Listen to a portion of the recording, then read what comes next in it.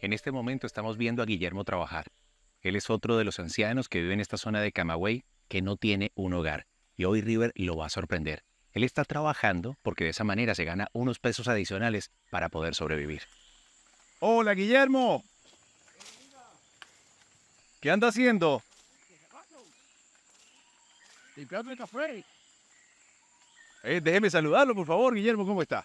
Todo bien, qué bueno. Dios lo bendiga igualmente. Amén. ¿Cómo está todo? Bien, bien, bien. Venimos nuevamente a saludarlo. Sí, sí. ¿Cómo está? ¿Todo tranquilo? Bien, bien, bendición. ¿Y a usted le gusta trabajar? Sí, aquí sí, en eso? sí. ¿Por qué Y le gusta me trabajar? mantengo bien. Me mantengo bien en salud. Porque me siento, que me enfría bueno, me enfría poco, y me voy. Pero así, mire, 74 años, y yo no tomo una aspirina.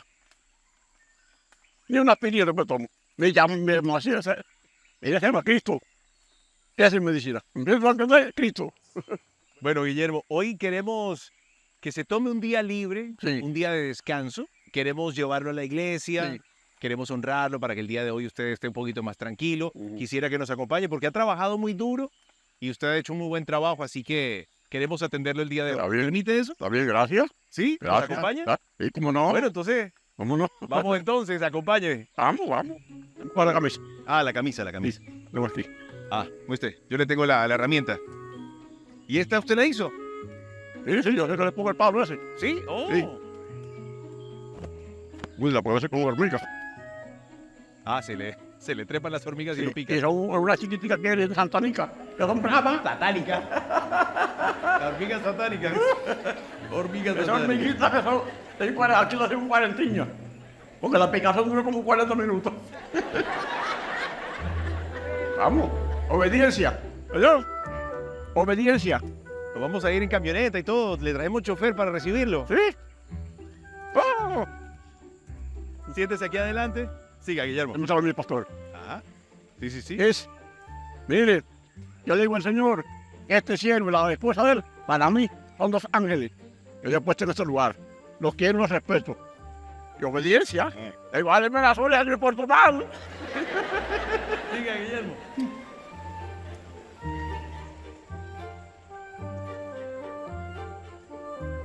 Gracias. Aleluya. Dígame una cosa, Guillermo, ¿y qué le faltaría a usted o qué sienta que necesita para sentirse un poquito más contento, más pleno? Le voy a decir algo, hermano. Yo no estoy interesado en nada. Lo que Dios me dé, me siento bien con eso. Si me da algo de gloria, dije, me da de gloria, ¿qué voy a hacer? Hay que dar con paciencia y con esperar de Dios. Todo viene con el tiempo de Dios. Hay tiempo para reír, para llorar, para trabajar, para romper piedras, para todo el tiempo. Bueno, Guillermo, le voy a poner, si está bien con usted, le voy a poner una venda porque le queremos dar una sorpresa. Esto lo voy a poner en los ojos para taparle los ojos, Sí, no hay para problema. sorprenderlo. No hay problema. No hay problema. ¿Usted me lo hermano. permite? Obediencia. Obediencia. Es la palabra favorita de Guillermo. Obediencia. Yo le quiero tapar la nariz. Obediencia. Y tire un poquitito la cabeza para adelante. Obediencia.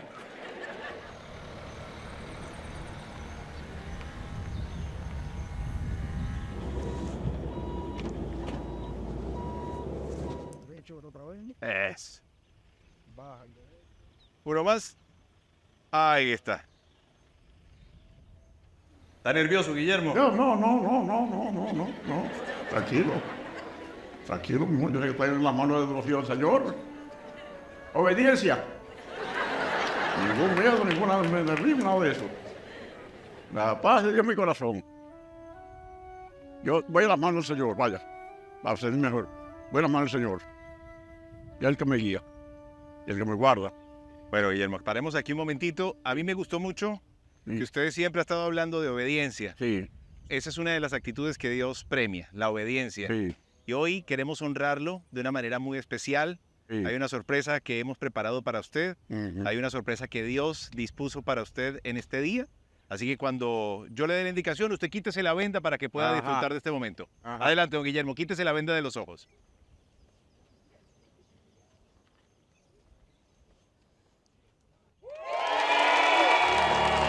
Gloria a Cristo. Gracias, Señor. Gracias, Padre.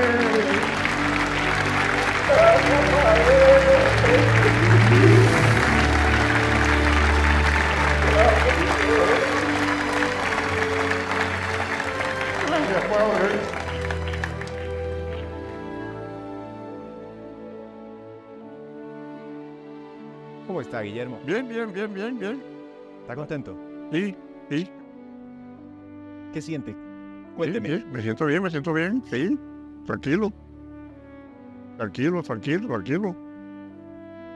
Aquí tenemos la llave de su nueva casa. Sí, Sí, señor. Esa casa es para usted, Guillermo. amén, Y gracias. usted ha sido obediente. Gracias a Dios, gracias, Señor. Y Dios ha estado mirando todo lo que usted ha hecho toda esta tierra. ¿Cuál es? ¿Y cuál es? Sígame, Guillermo. Sí, yo lo sé. La amarilla. La que usted me diga, esta amarilla.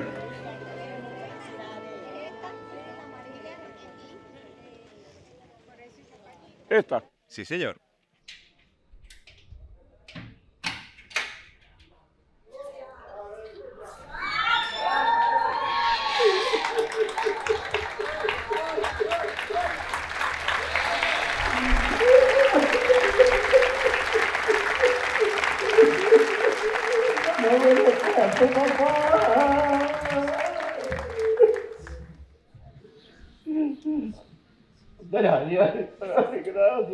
Gracias, gracias. Venga, Guillermo, para que conozca su casa. Déjeme, yo lo ayudaré a levantarse. Gracias. Bienvenido a su casa, Guillermo. Gracias, Padre, qué belleza, papá. Ay, Padre. Por esa belleza que es un palacio, Padre, que no tenga fuerte en mis manos. Es un palacio, papá. Qué lindo, Padre.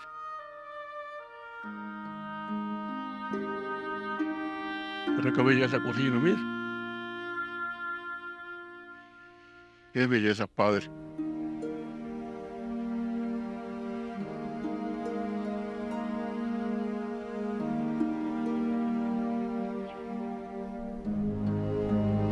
Aleluya, Padre, Padre.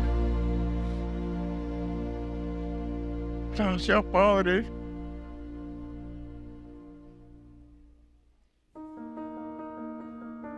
Otra belleza, mami. También. Gracias.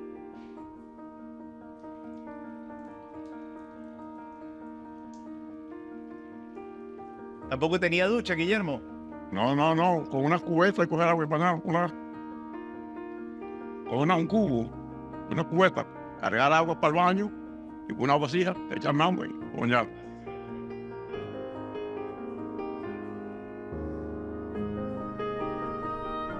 Esta es su cama, Guillermo. Pruébela, Guillermo. ¿De sucio? No importa, la lavamos. Esto es un señor palacio para mí, esto estoy en el cielo contigo, papá. Me siento como en el cielo contigo, mi padre. Como si tú me hubieras tomado así en los brazos y me hubieras levantado y me estuvieras allá en un palacio contigo. Me siento así, papá. Qué lindo tú eres, mi rey. Bueno, Guillermo, usted sabe que usted va a estar aquí en esta casa. Hasta que Dios me lleve. No se va a tener que preocupar por su techo nunca más. Gracias, Señor. Gracias, Padre, por la bendición tan grande. Me he caído del cielo. Me he caído del cielo.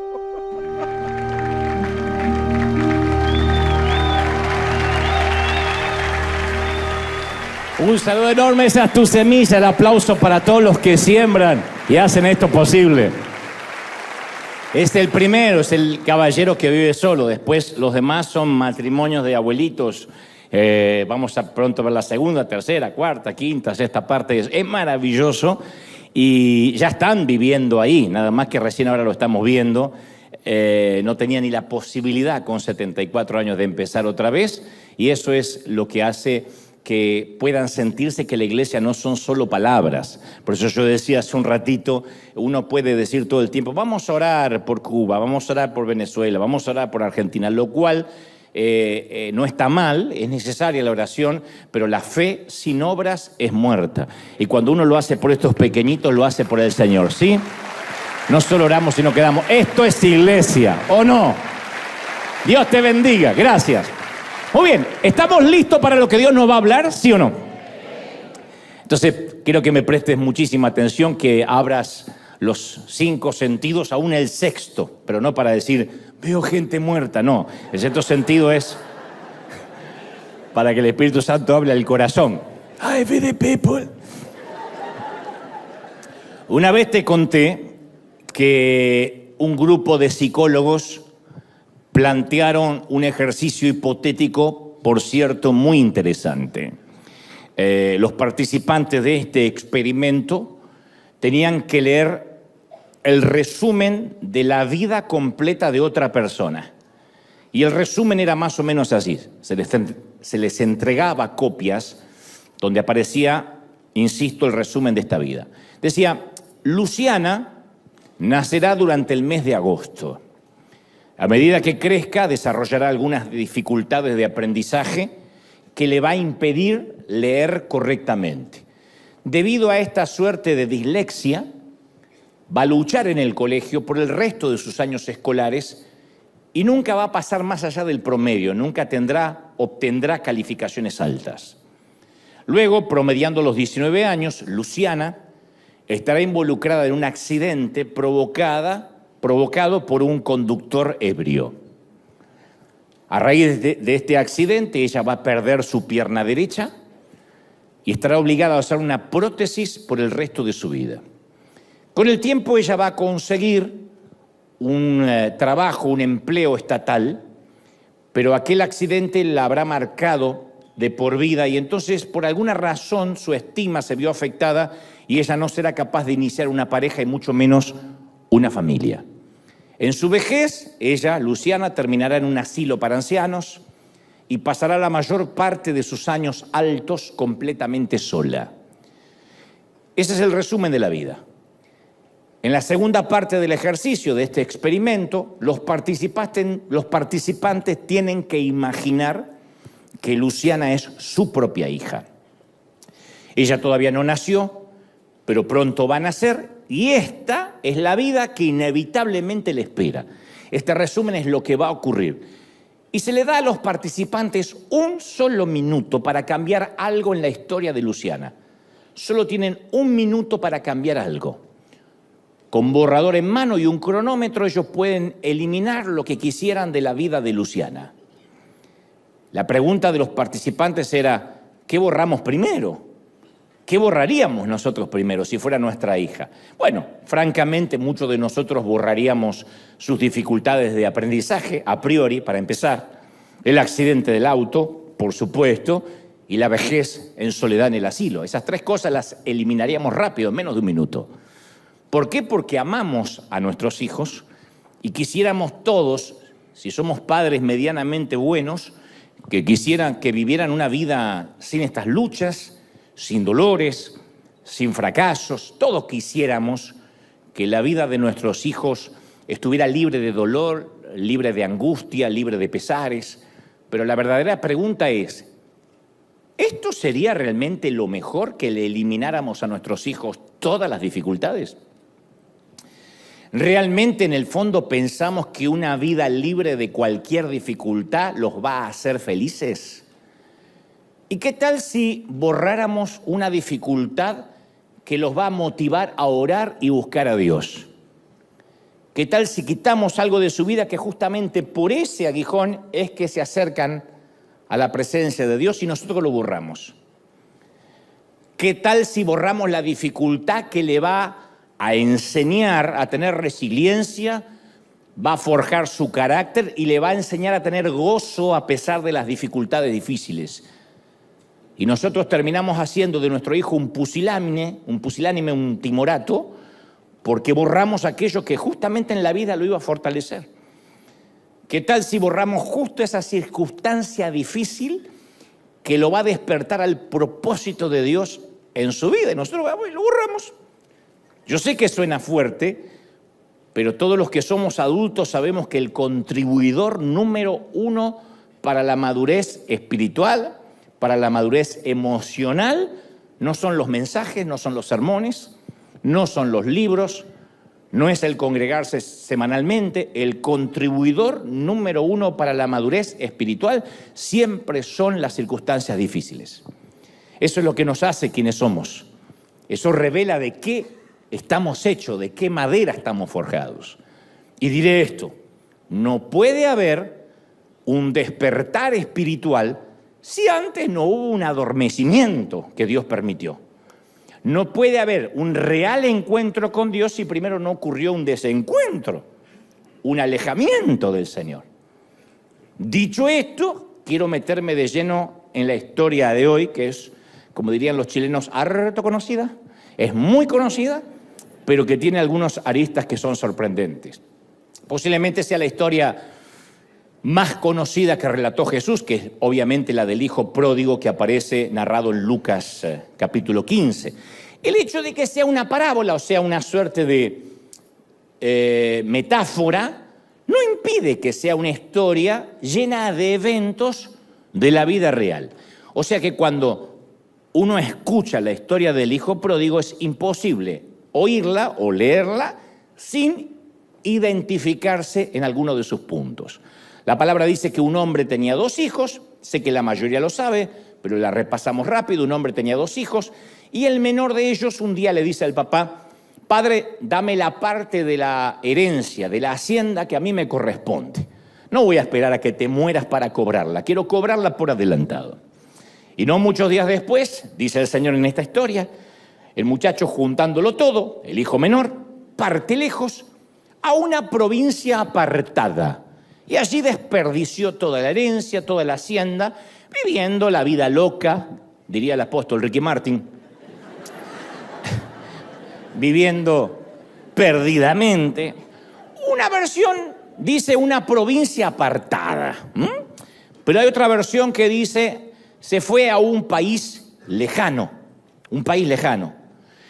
Como sea, la audiencia judía que escuchaba esta historia sabía que cualquier lugar lejano era considerado un sitio gentil, un sitio pagano.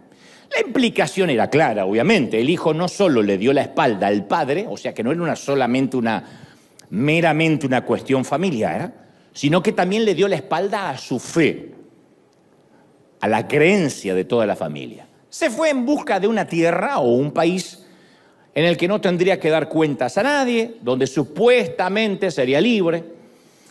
Yo leía que en 1904, allá hace muchos años, el escritor escocés James Matthew Barrie escribió Neverland, la tierra del nunca jamás, que se trataba de una isla ficticia donde los niños nunca crecían y vivían sin ninguna regla, sin ninguna responsabilidad, y se hacían llamar a sí mismos los niños perdidos. Una novela famosísima. Más tarde, en 1953, Walt Disney haría popular Neverland, la tierra del nunca jamás, con el personaje principal Peter Pan y su famosa Isla de los Sueños. Yo no estoy seguro si el escritor escocés se basó en la historia de Jesús, pero curiosamente hay muchas coincidencias en ambas metáforas. Ambas son historias ficticias, una es una parábola, otra es una novela, pero hay muchas coincidencias, porque de alguna manera u otra, todos en algún momento hemos viajado a un país lejano. No hablo en términos geográficos, sino en términos emocionales, en términos espirituales. Yo me refiero a esa temporada de nuestra vida en la que decidimos alejarnos y Dios no fue invitado ni fue bienvenido a nuestra travesía. Todos pasamos por eso. El que no diga que no, Dios bendiga tu hipocresía, pero todos pasamos. Ahora, no siempre tenemos en claro de cómo arribamos a ese lugar. ¿Cómo es que terminamos en nuestro ficticio Neverland? Una de las razones que motiva a muchos viajeros a irse a ese país lejano, lejos de Dios, es porque creen que nunca van a poder hacer feliz a Dios. Posiblemente esta sea la razón principal. Como el hijo pródigo, están convencidos que si se quedan en la casa del padre, se van a privar de vivir. Y a veces algunos creen que también Dios es un padre que tiene un listado largo de reglas diseñadas para quitarte toda la diversión de la vida. Es la primera pregunta que hacemos cuando venimos a Cristo. ¿Y ahora qué tengo que dejar? ¿Se puede bailar? ¿Me puedo tatuar? Si hago un cumpleaños, ¿puedo haber música secular? ¿Me puedo poner un arete? ¿Los pantalones cómo tienen que ser? Pensamos que ahora se acabó la diversión o nuestra libertad de hacer lo que queríamos. Y algunos tienden a ver a Dios como una valla que los confina, como un muro, en lugar de verlo como un cerco que los está protegiendo. Entonces hay una enorme caravana de viajeros que se alejan de Dios porque suponen que Dios es un padre muy difícil de agradar. Y quizás creciste en una congregación así, que cada vez que te predicaban parecía que Dios siempre estaba frustrado contigo, siempre. Porque algunos no solo nos criaron así en nuestros hogares, sino que encima en la iglesia se nos predicaba así. Dios no está contento contigo. Yo siento que Dios va a quitar la gracia de ti. Estábamos todos temblando así, diciendo que no la quite, que no la quite. Ni sabíamos lo que era lo que iba a quitar, pero que no la quite. Yo tenía una imagen de Dios, que era Dios siempre moviendo la cabeza, desaprobándome, así. Porque esa era la manera que tenía mamá de psicopatearme. Yo me sentaba en la iglesia, yo no quería sentarme al lado de ella porque yo ya era un adulto de unos 11 años. Entonces iba con mis amigotes. Y cuando mamá no miraba, yo me ponía a dibujar, porque los cultos eran aburridos. Entonces yo me ponía a dibujar y siempre llevaba dentro de la Biblia algún papelito para dibujar. Y yo lo único que quería, no me importaba si me veía Dios. El problema es que no me veía mamá. Y de repente me decía mi amigo, mira. Yo levantaba la voz y mamá estaba de otra vez y hacía. Eso era una amenaza de muerte, eso era la milla verde, te vamos a matar. Entonces yo siempre veía a Dios que me miraba y hacía. Porque todas sus expectativas y sus reglas, las de Dios, eran tan altas que era imposible de satisfacer. Así que lo mejor era mandarse a mudar. Y lo que he aprendido con mucho dolor es que cuando creemos que tenemos un padre difícil de complacer, un día simplemente dejamos de complacerlo. Así funciona. De hecho, lo afirman los psicólogos que han descubierto que cuando un hijo vive con padres estrictos, exigentes, que las cosas buenas nunca la destacan, siempre hablan de las malas, lo que va a pasar es que ese hijo se va a distanciar emocionalmente de su papá o mamá. Y en un momento va a ser todo lo contrario que le dijeron en su casa. Aquel que se pone en las antípodas de los valores familiares es porque se hartó de que todo lo que hice y todo lo que hizo y todo lo que dijo nunca sirve. Que todo lo que hace está mal. Y hay padres que son tan estrictos que creen que lo van a sacar bueno. No, lo que hace es llevarlo a la otra polaridad. Que ese hijo no quiere saber nada ni de Dios, ni de ser una persona de bien, porque se hartó, nunca estuvo a la altura de la barda, nunca llegó a lo que se le está pidiendo. Lo mismo pasa en términos espirituales. Por eso digo siempre que el legalismo produjo más apartados de la fe que el propio diablo. El legalismo trabaja para el diablo.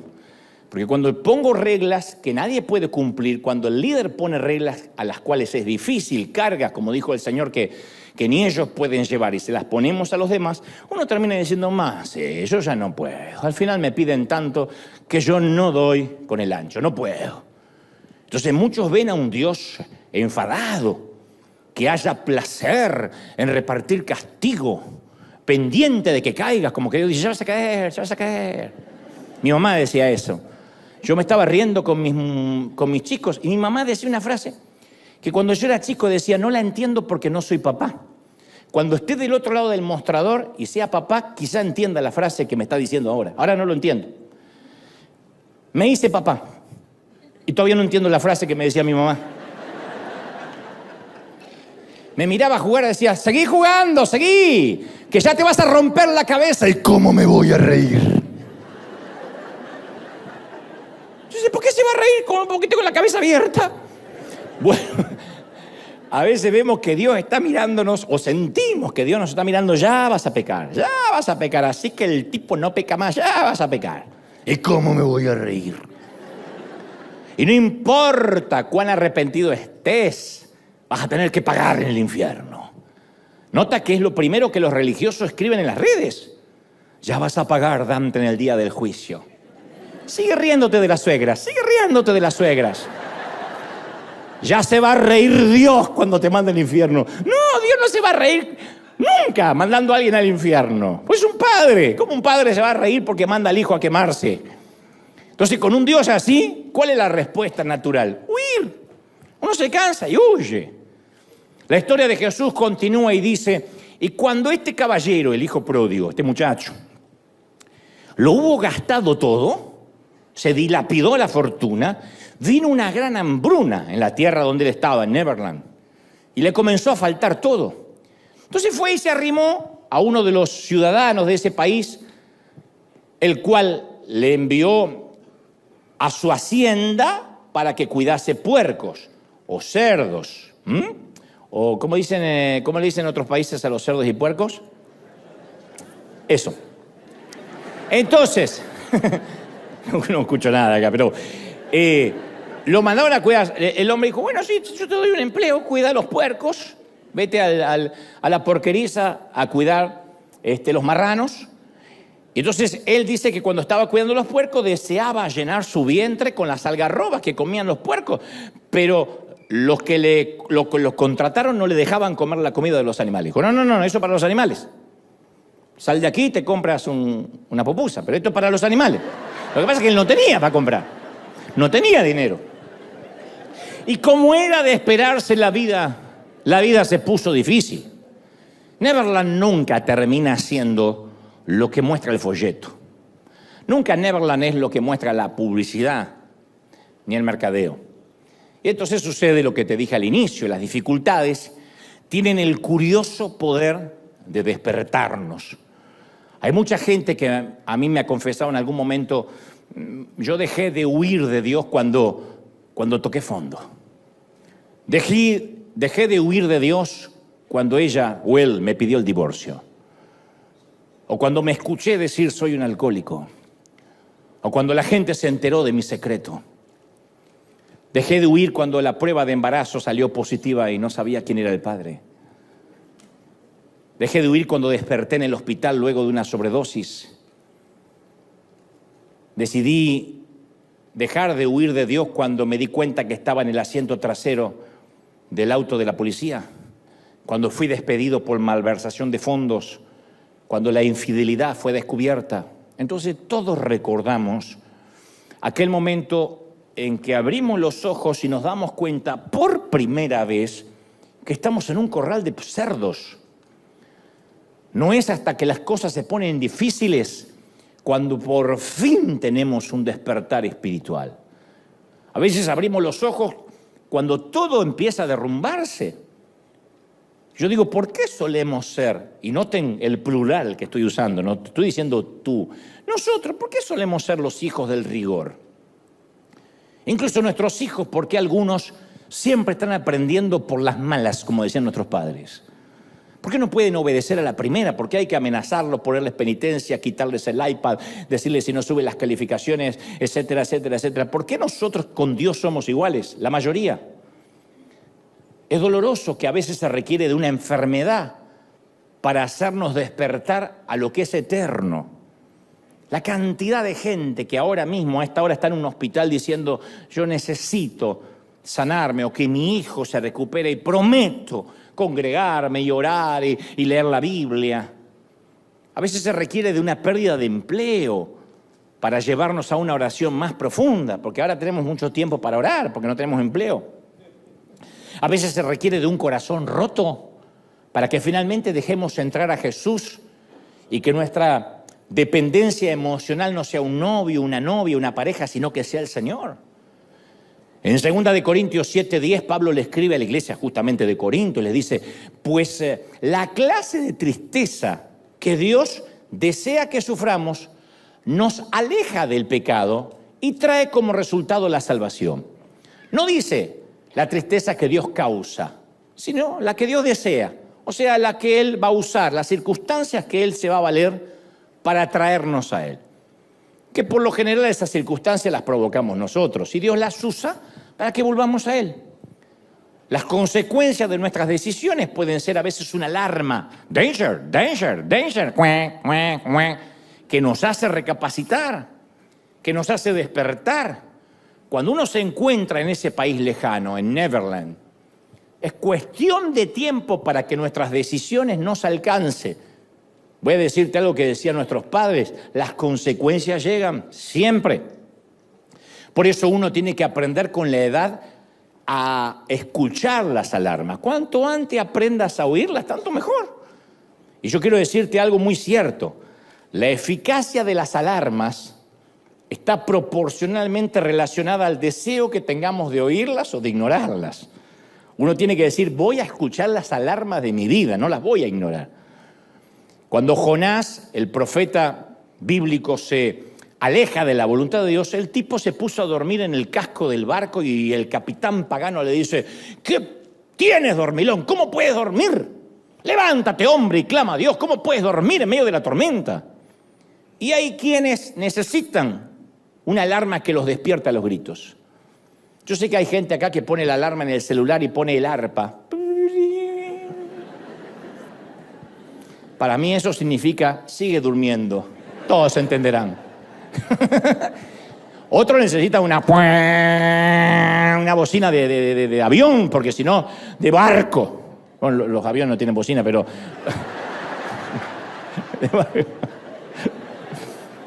Me acordé de una frase, más inútil que bocina de avión, claro. Bueno, turbina de avión, ¿no? Y uno tiene que decir, las quiero oír, si no, no me voy a despertar. El cónyuge que tiene un matrimonio que se está cayendo a pedazos y vive en su propio mundo, mirando fútbol todo el día, es alguien que no está oyendo las alarmas.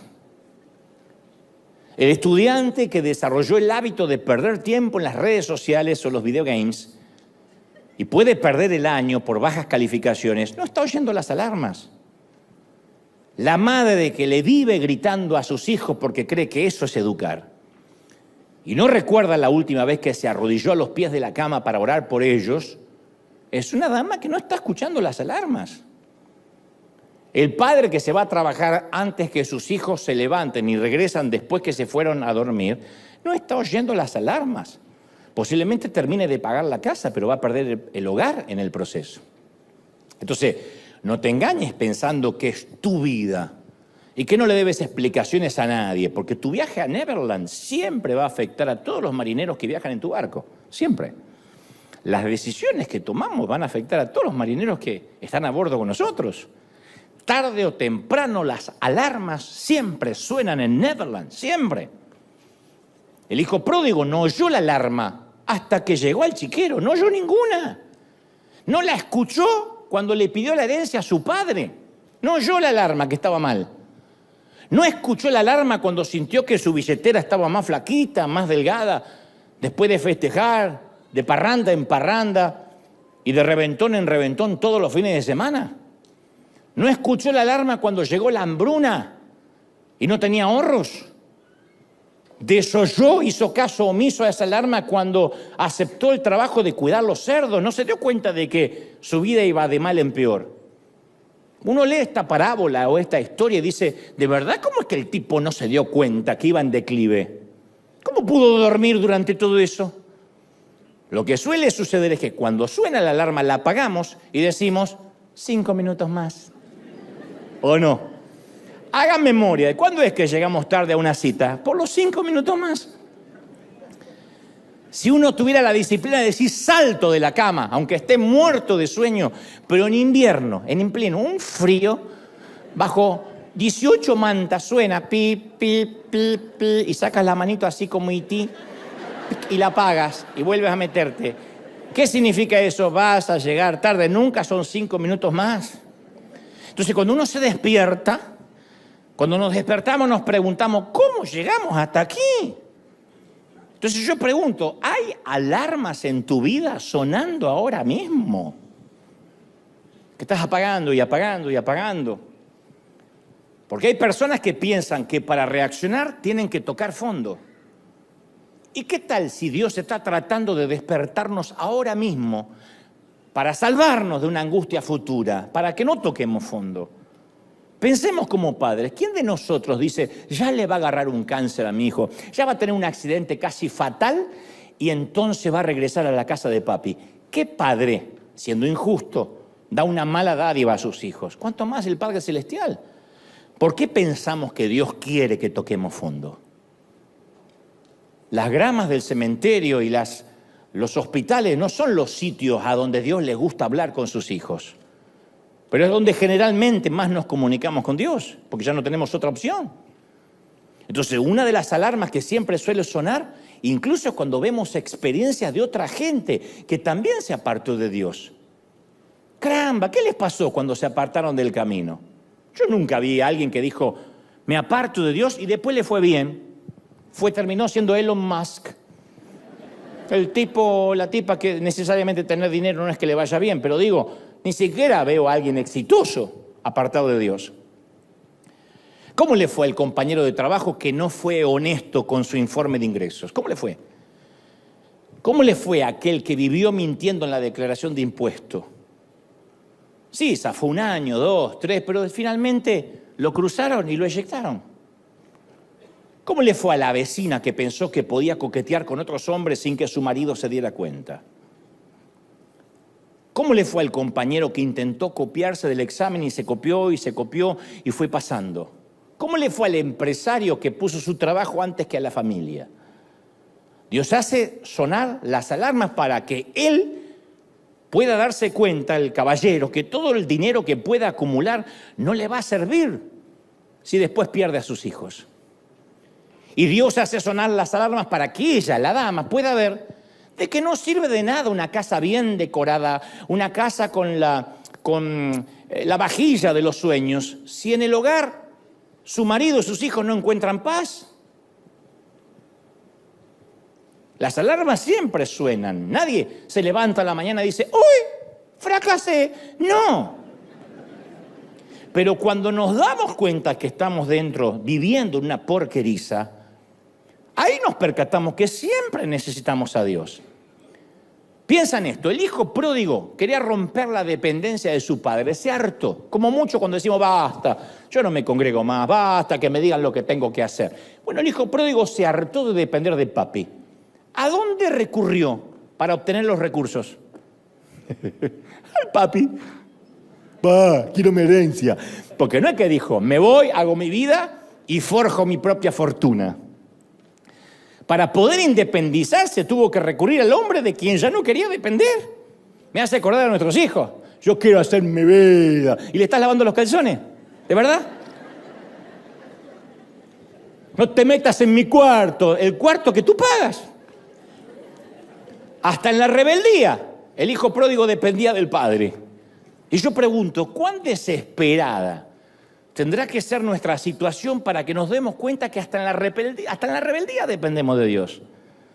Porque Dios hace así, cierra el grifo del oxígeno, como pasó en la pandemia con tantos, y dejamos de respirar a la edad que tengamos, ¡Puc! Un derrame. Dios lo permite y nos damos cuenta que en la salud dependemos de Dios, que para comer, para tomar agua, para bañarnos, en todo dependemos de Dios. Alejados o cerca, dependemos de Dios, somos dependientes de Dios. Siempre depende el ateo, depende el cristiano y depende el ateo de Dios. Porque Él hace salir el sol sobre buenos y malos. Eventualmente el dinero se va a acabar, la hambruna va a llegar. Eventualmente el jefe va a decir, lo siento, tenemos que reducir el personal. No, pero ¿por qué? Next. El banco va a enviar una carta que indica el embargo de vivienda. Eso llega en algún momento de la vida. El arrendario entrega una notificación de desalojo.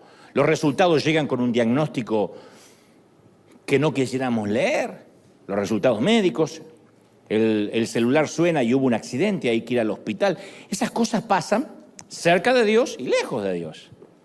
Cuando uno está cerca de Dios, inmediatamente acude al Padre. Cuando uno está lejos, encima se le suma la soledad. Mira, yo he ido a visitar la cárcel algunas veces, no mucho, pero he ido algunas veces, me han invitado a dar alguna que otra plática, alguna charla en Buenos Aires, aquí. Y yo nunca voy a olvidar a uno de esos presos que se me acercó y me mostró una foto de su esposa y sus 2 niños. Él estaba condenado a perpetua.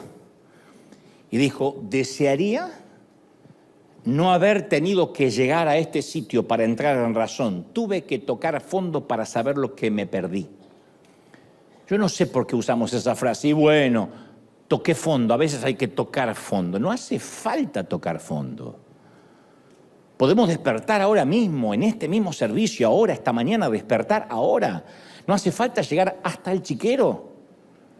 Y la historia relata que este muchacho, volviendo en sí, así dice la palabra, volviendo en sí, se ve que el tipo estaba enajenado, nubilado, en coma mental. Dijo, hey, ¿cuántos empleados, cuántos jornaleros en la casa de mi papá en este momento están comiendo muchísimo, tienen abundancia de pan y yo acá me perezco de hambre?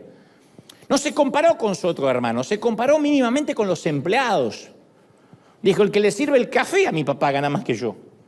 Así que yo me voy a levantar, voy a ir a mi padre y le voy a decir, padre, pequé contra el cielo, pequé delante de ti, no soy digno de ser llamado tu hijo.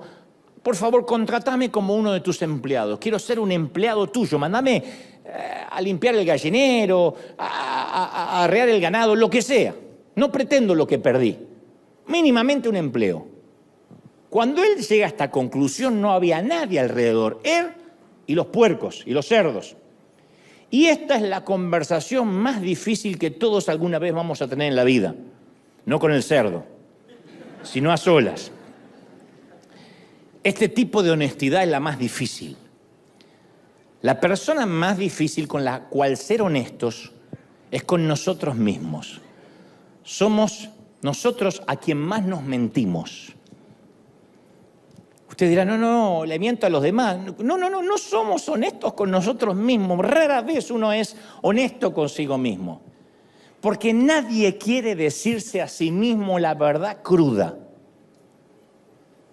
Conozco a muy pocas mujeres que se miran al espejo y se dicen a sí mismos, yo le vivo diciendo a mi esposo que cambie, pero la verdad que yo soy una negativa, vivo criticándolo por todo, lo vivo deshonrando, sí, así soy. No. ¡Yo!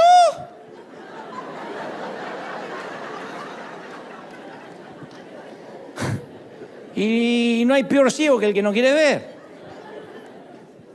De lo que yo me voy a llevar de estos años de liderazgo en la iglesia es eso, que yo no sabía que existía hasta tener un trato periódicamente, frecuentemente con la gente, la ceguera emocional. Yo digo, ¿de verdad no lo ve? Yo he hablado con gente malhumorada, que grita, que maltrata, y dice, si yo soy un amor. Yo digo, Señor, no, llévatela, ya está, llévatela. Pocos hombres se miran al espejo y dicen, mi problema es la pornografía. Y eso hizo que yo endureciera mi corazón hacia mi esposa. Prefiero 1000 veces lo ficticio que arreglar las cosas en la realidad. Pocos se miran al espejo y dicen eso. Dicen, no, bueno, soy un hombre, soy macho, de alguna forma me tengo que desahogar. Muy pocos se dicen la verdad. Muy pocos dicen, bueno, yo elegí sentarme en el sofá con una cerveza, mirando Netflix, en lugar de ser el líder espiritual en mi hogar y meterme en la habitación de mi hijo y preguntarle qué le pasa y ponerle los puntos. Lo más fácil es ausentarse. Pero nos miramos al espejo y decimos, soy un tipo ausente. No. ¿Quién se mira al espejo y dice, yo la verdad que no tuve un encuentro con Dios hace años? Me congrego, pero vivo simulando que soy espiritual, cuando en realidad soy un hipócrita. No lo decimos. Porque la mentira más fácil de creer es la que nos decimos a nosotros mismos. Pero cuidado, hay gente que ahora está diciendo, yo sí me digo todo bueno, pero esa convicción tiene que venir acompañada con la confesión. No es solo la convicción no arregla nada, tiene que venir con la confesión. Esa es la gran diferencia entre remordimiento y arrepentimiento. ¿Cuántas veces vimos políticos que salen a confesar un desliz moral o un acto de corrupción? Ya te digo, si es un político es porque lo obligaron a confesar. Alguien los descubrió, los expuso, posiblemente el propio presidente le dijo, presente la renuncia ya. Y no les queda otra ante una investigación periodística que admitir lo que hizo y solicitar la renuncia o poner la renuncia en el escritorio. Y muchos cristianos piden consejería, llegan llorando, confesando un pecado, lo cual es noble, pequé, estoy atado a esto, al otro. Y la pregunta siempre es, de todos los consejeros, yo lo he hecho muchas veces, ¿estás confesando esto porque fuiste descubierto? Casi siempre es el caso. Su esposa le encontró el mensaje de texto. Sus padres encontraron restos de droga en el auto. Su jefe lo despidió porque llegó con aliento a alcohol a la oficina. Su prueba de embarazo dio positivo y tiene que decírselo ahora a sus padres. Su hija entró de golpe y vio lo que él estaba mirando en la computadora. Ahí salen a buscar ayuda. Entonces, la mayoría de las veces las confesiones son motivadas por el descubrimiento. Ante la vergüenza dice, te prometo, dame una oportunidad, voy a buscar ayuda. Entonces, el hecho que hayan sido descubiertos no significa necesariamente que la honestidad no sea sincera. Pero se hace difícil saber si es arrepentimiento o remordimiento. Si descubres a tu hijo agarrando galletas o dulce a la madrugada en la cocina y enciende la luz y lo ves robando y dice, perdón, mamá. La pregunta es, ¿está arrepentido porque dice perdón? Lo más probable es que esté pidiendo perdón porque lo agarraron con las manos en la masa. O sea, lo que está diciendo es perdón porque no tuve un mejor plan para agarrar el dulce. El hijo no fue descubierto y entonces el arrepentimiento fue genuino. No, zafó, salió del paso. Ahora, el hijo pródigo se quebrantó. Se miró al espejo y se dijo la verdad. Yo estoy comiendo con los cerdos y los empleados de mi papá. El peor, el que gana menos, está mejor que yo. Él no fue descubierto. No es que pasó un hermanito de la iglesia y le dijo, ¡ay, mira quién está en el chiquero! Y él se limpió así y dijo, perdón, perdón. No, a él no lo descubrieron. Ahora te adelanto que no te va a agradar la próxima parte. Usted dice, ¿viene otra peor? Sí, viene otra peor. Y a lo mejor vas a decir, bueno, no aplica en mi vida, pero el próximo paso es el más difícil. Lo primero es decirse la verdad. Decirse la verdad no es, está bien, me digo toda la verdad, no es fácil, no es fácil. Algunos están en terapia por años para poder descubrirse a sí mismos. Para decirse la verdad a sí mismo, y cierro con esto la primera parte, uno tiene que hacer una excavación arqueológica muy cruda. Y no te va a gustar lo que vas a encontrar. Yo no me he topado con mucha gente que dice, sí, estuve revisando mi vida y la verdad que sí, yo soy una chusma. Ay, me muero por saber la vida de los demás. Nunca nadie. No, yo se lo quería saber para estar orando por la carga. No te dice. No me encontré con ningún cristiano que diga, la verdad, yo soy un envidioso. Me agarra una envidia que me carcome acá como una bilis. Yo soy envidioso. No te lo dice nadie. No tengo envidia, tengo celo por la obra de Dios. Por eso te digo, es muy difícil mirarse al espejo y decir, este soy. Soy un manipulador, soy una manipuladora. Cuando me atrapan, lo primero que me sale es una mentira. Tengo mucha creatividad para mentir en lugar de afrontar la verdad. Me falta como hombre lo que tengo que tener y no me hago cargo de las cosas que me pasan y entonces siempre prefiero culpar a otro. Es muy difícil, por eso tanta gente va a terapia. Porque es más fácil mentirse a uno mismo. Y lo segundo, que no te va a gustar, ahora sí, y es el paso más difícil, es que hay que decirle la verdad descarnada a Dios. Después que uno se descubre, uno tiene que decírselo a Dios. Lucas 15, 18 dice la palabra que el muchacho dijo, me levantaré e iré a mi padre y le diré, he pecado contra el cielo y contra ti. Él no dijo, bueno, entiéndeme, es mi juventud, las hormonas, tienes que entender de que estaba pasando un momento difícil, la andropausia, no. Él reconoció que no era suficiente ser honesto consigo mismo, tenía que ser honesto con su padre. Y muchos de nosotros no practicamos ese tipo de confesión con Dios. De verdad, te vas a sorprender cómo oramos. La mayoría es, Señor, tú me conoces, perdóname todo.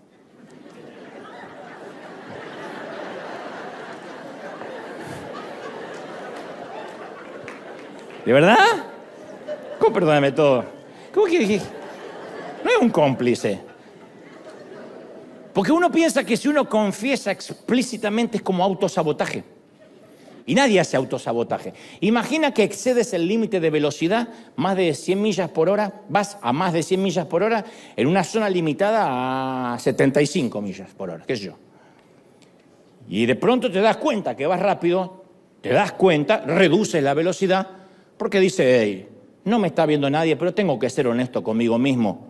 Yo no puedo andar excediendo el límite de velocidad porque no está bien. Reduce la velocidad, eso está muy bueno.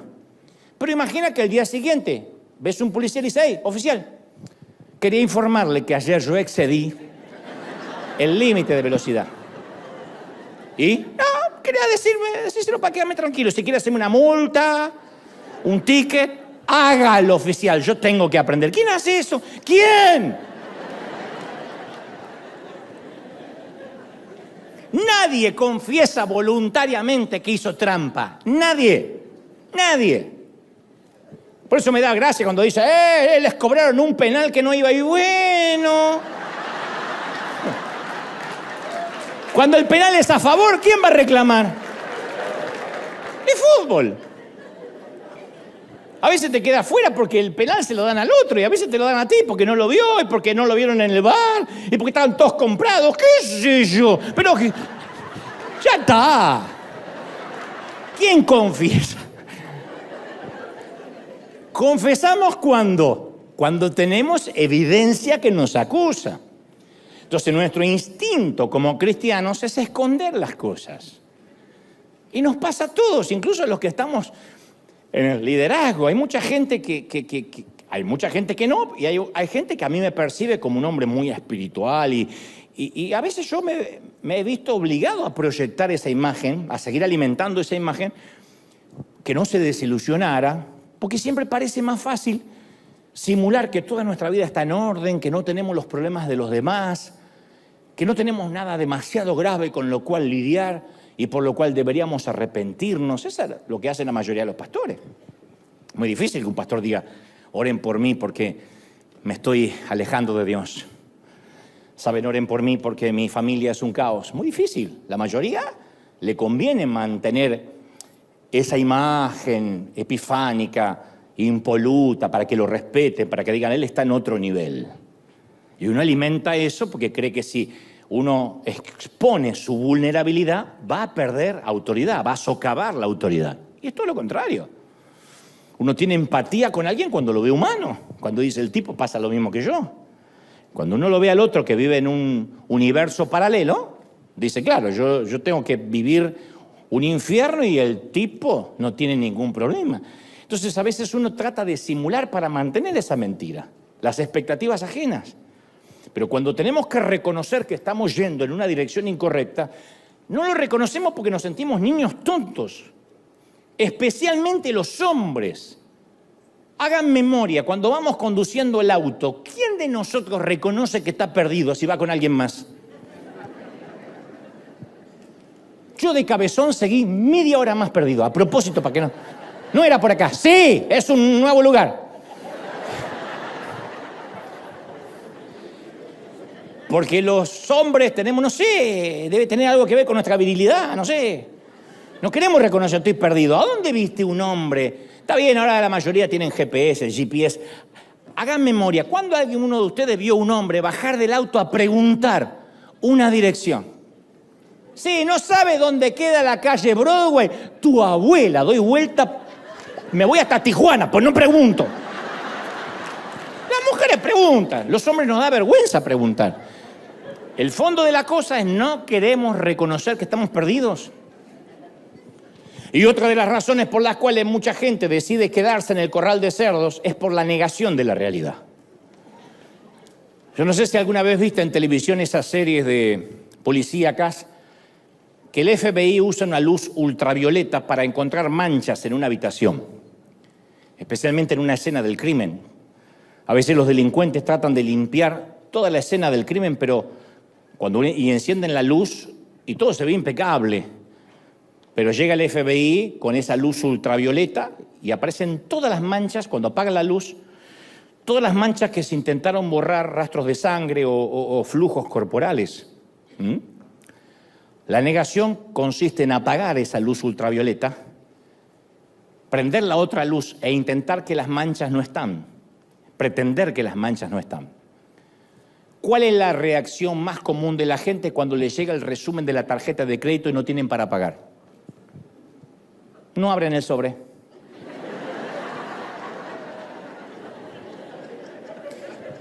Y si miran el resumen en línea, ¿y cuánto debes? No sé, no quiero ni mirar, ¿por qué me amargo? Pero cada día que pasa negándolo, aumenta el balance. No es que el banco dice, está bien, reponete, mijo, cuando estés bien, te vuelvo a mostrar. Va aumentando. Por esta misma razón, mujeres que poseen un historial de cáncer de seno en su familia, generalmente son las que menos se someten a una mamografía. Lo niegan. No te encuentro la cantidad de hombres que tienen un historial de enfermedades del corazón e ignoran las alarmas de alerta.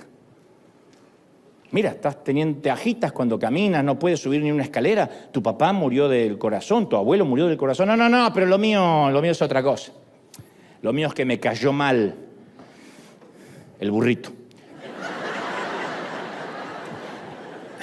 Se salvaron las popusas por única vez.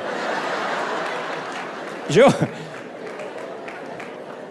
leí un estudio que decía que si a cualquier ejecutivo corrupto, un tipo que se corrompió, ¿no? Que se transformó, empezó siendo un ejecutivo y, por ejemplo, terminó siendo un narco, les hubieses dicho hace 10 años, ¿te animas a hacer negocios sucios para hacerte rico? Lo más probable es que te dijeran, jamás. Yo soy un tipo honesto, me ofende. ¿Pero por qué dirían eso hace 10 años y hoy no? Porque cuando se encuentran en el paso A, parece inconcebible saltar de golpe hasta el paso Z. El paso Z, por ejemplo, involucra una violación total de sus valores. Pero si del paso A se mueve al paso B, y luego el paso C, y después se vuelve un poquito más amplio y va al paso D, un día se despertará y descubrirá que está en el paso X y que está a 2 letras del paso Z. En resumen, ¿qué mantiene una persona en un corral de puercos?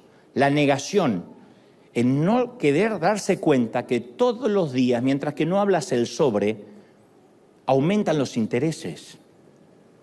Todos los días estás corriéndote un casillero, una letra, hasta llegar al paso Z y se te va a terminar el abecedario.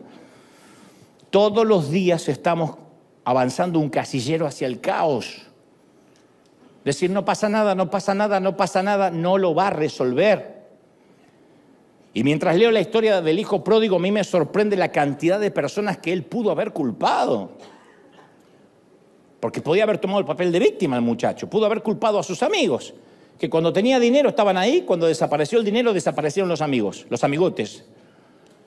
Podía haber culpado al dueño de los cerdos, que no le dejaba comer la comida de los animales cuando sabía que estaba muriendo de hambre. Culpado al padre. ¿Cómo puede ser que mi papá, porque se lo pedí, me dio toda la herencia? ¿No se supone que me tenía que haber negado eso? Le pedí la herencia y me la dio, ¿de verdad? Viste que los padres son un blanco muy difícil para culpar. La proyección también es muy común en los matrimonios, no solo en los padres. Esto viene desde el huerto del Edén, ¿eh? ¿Se acuerdan que cuando Adán fue descubierto infragante dijo, la mujer que me diste, Dios? O sea, no solo me la diste fallada, sino que no te diste cuenta. Dios siempre se lleva el crédito cuando todo va mal. ¿Cómo puede haber terremoto? No entiendo cómo Dios permite las guerras. Pero por lo general, cuando todo va bien, hay muy poca gente agradeciéndole. No, es que trabajé duro, te dice la gente. Pero qué lindo, ¿no? Todo lo que tienes y sí, me rompí el alma para esto. Ahora, si hay algo malo, es culpa de Dios. Si hay algo bueno, es culpa de Él. En cambio, el hijo pródigo dijo, he pecado. Hay una película maravillosa de una muchacha que sufre de bipolaridad, una película romántica, y tiene cierto grado de locura. Y en un momento de tensión, su novio o su pretendiente estalla y le dice, no te imaginas lo difícil que se me hace amarte. Y ella le dice, y no sabe lo difícil que es ser yo. Y creo que el hijo pródigo no culpó a nadie porque sabía lo difícil que era ser él. Él sabía lo difícil que era ser él mismo. Él no estaba culpando a nadie. Y luego inmediatamente desarrolla un plan de acción. Dijo, me levantaré e iré a ver a mi padre. La acción del hijo fue inmediata. No dijo, bueno, lo voy a pensar, porque esa es la procrastinación. Es un atajo que nos confina al corral. Si no haces ahora mismo algo mientras suena la alarma, te volverás a dormir. Si la apagas, tic, te volverás a dormir, no importa cuán arrepentido estés. ¿Nunca notaste los comerciales de ejercicios que aparecen en la tele donde siempre hay una modelo sobre la cinta sin una pizca de sudor y camina así, generalmente con un trasero, con un cuerpo, y camina así y dice: hola, cuando tú compres esta cinta bajarás? Y el tipo que levanta también, y levanta pesas, mira a cámara y dice: hazlo ya mismo y tendrás este queso de rallar, esta tabla de rallar queso aquí. Y nosotros miramos eso desde el sillón, comiendo papa frita. Mañana me anoto en el gimnasio para lucir así. Y cuando vamos al gimnasio, nadie sonríe, todos gruñen, a todos les duele, todos sudan, los cuerpos no son como en la tele. Así que mejor posponemos el ejercicio porque no queremos dolores musculares. Posponemos ajustarnos económicamente porque no estamos dispuestos a renunciar al estilo de vida que hoy tenemos. Capaz que hay otras cosas más importantes que cortar. Yo sé que no tenemos que comer, pero cortar Netflix.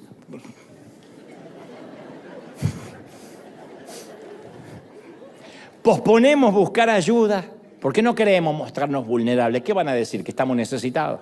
No quiero dar lástima. Posponemos pedir perdón porque no queremos sentirnos avergonzados. El hijo pródigo sabía lo difícil que era volver a casa. Sabía lo doloroso que iba a ser mirar al padre a los ojos, decepcionado. Pero él se levantó y regresó simple. No planificó pasar por un pozo, a bañarse. No buscó la manera de recuperar un poco de dinero para no regresar tanto en quiebra. Para regresar solo se necesita eso, regresar ahora. Y los pasos para salir de Neverland pueden que sean sencillos. A veces está al alcance de una llamada telefónica, hacer una cita, cancelar una cita, cortar una tarjeta de crédito, sacar a una persona tóxica de nuestras redes. Ese podría ser un pasito en nuestro viaje de regreso a casa. No hace falta grandes cosas. Y sabes, te voy a decir algo más. No importa cuánto tiempo hayamos establecido nuestro domicilio en Neverland, nunca es tarde para regresar, nunca. Yo sé que hay gente pensando: es que mis hijos están grandes, mi matrimonio ya está roto, mi amigo está demasiado enojado, mi reputación ya está demasiado dañada, mi deuda es exorbitante, mi adicción es demasiado fuerte. A veces la vida llega a un punto en que nos hace creer que llegamos demasiado lejos. Hay muchas piezas sueltas para juntar. Y me imagino que el hijo pródigo también se ha sentido así. Su vida no se iba a arreglar así. Pero eventualmente tenía que decidir que no había nada que perder. El que no tiene nada que perder, no tiene nada que arriesgar. Nada que perder, nada que cuidar. Él no tenía dinero, no tenía amigos, no tenía opción. Y a veces es necesario llegar a ese punto, porque es el mejor sitio para experimentar nuestro regreso a casa. A veces observamos nuestra vida y vemos que hicimos daños irreparables. Yo sé que acá hay gente, y yo también me incluyo, que hemos hecho daños irreparables. Y no hay tiempo, la vida no nos da. Tenemos más pasado que futuro. Ya no nos da la vida para arreglar todo. Porque decimos: el tiempo de actuar ya pasó, mis hijos no son más niños. Entonces decimos: bueno, es tarde. Y algunos de nosotros hemos intentado remendar con algunos parches, pero no salió bien. Actuamos con buenas intenciones, pero culminó en algo peor todavía. No pudimos enmendar. Intentamos reconciliarnos con alguna persona y terminamos a los insultos y dijimos cosas de las cuales nos arrepentimos. Decimos: pero ¿para qué llamé? ¿Para qué dialogué? Establecimos límites para distanciarnos de la tentación, pero volvimos a caer. Entonces nos levantamos diciendo: lo voy a hacer mejor, pero la caída después es peor. Y decimos: yo intenté todo y no lo logré. Es demasiado tarde. Entonces te voy a hacer algunas preguntas rápido. Cuando intentas enmendar tus errores, ¿lo haces a tu manera o a la manera de Dios? Cuando comienzas de nuevo, ¿es bajo los términos de Dios o bajo tus términos? ¿Lo hiciste por tu propia fuerza o con la fuerza de Dios? Cuando dices quiero volver a Dios, ¿es motivado porque te descubrieron por la culpa o la vergüenza o por el arrepentimiento porque extrañas la relación con el Padre?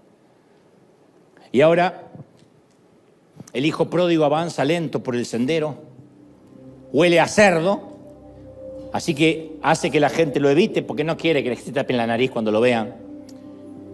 Y con los ojos pegados al piso dice el Señor que ensaya su discurso. Padre, he pecado contra el cielo y contra ti. No soy digno de ser llamado tu hijo. Repite las frases mientras considera si debería regresar a la porqueriza. Después de todo, recibió su parte de la herencia, la dilapidó.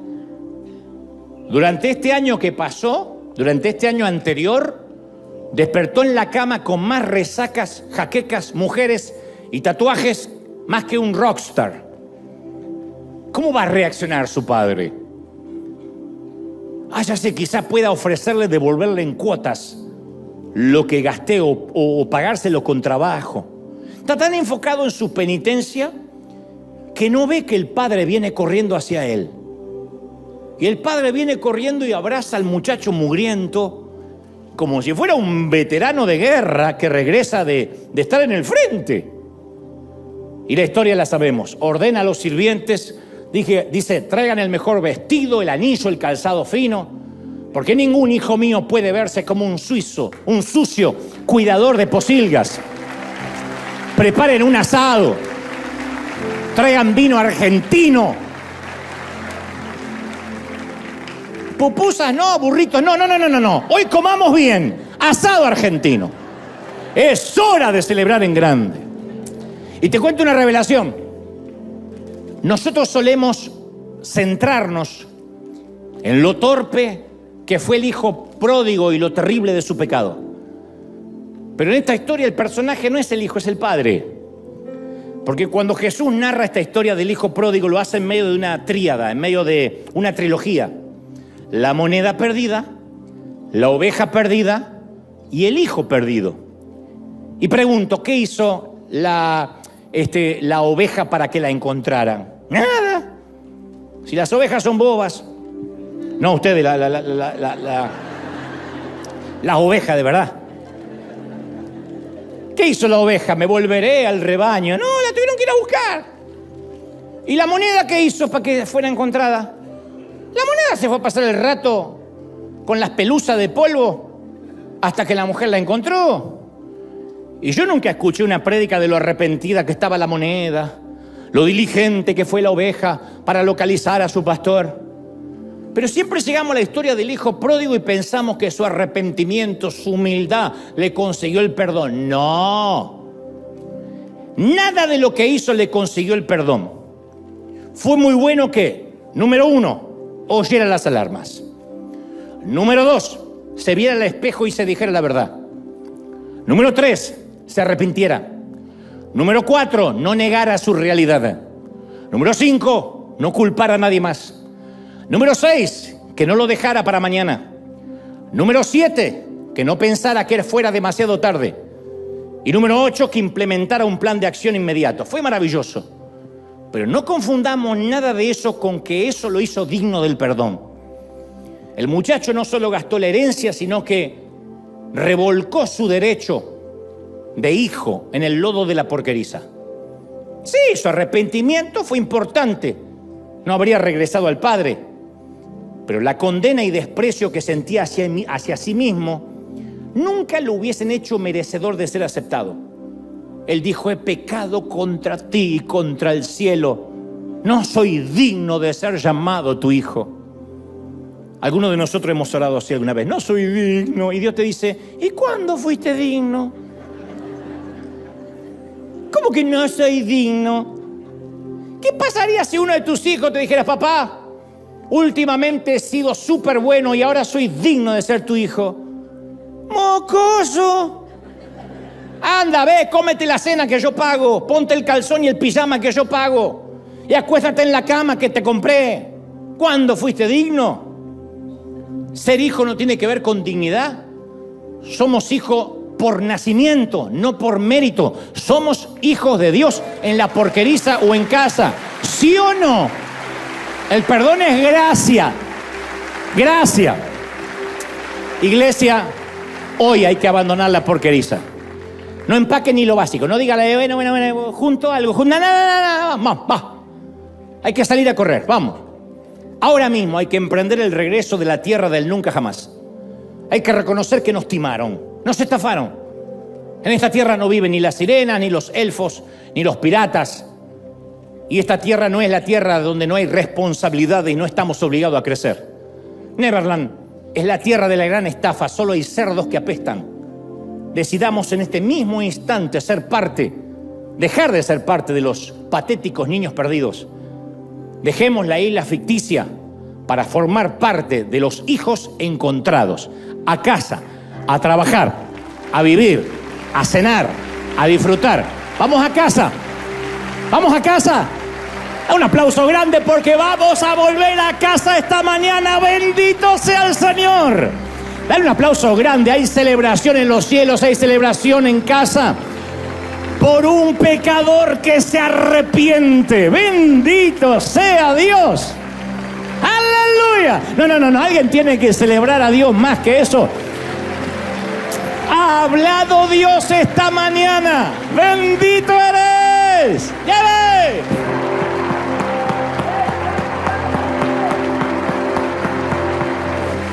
¡Te exaltamos, Señor!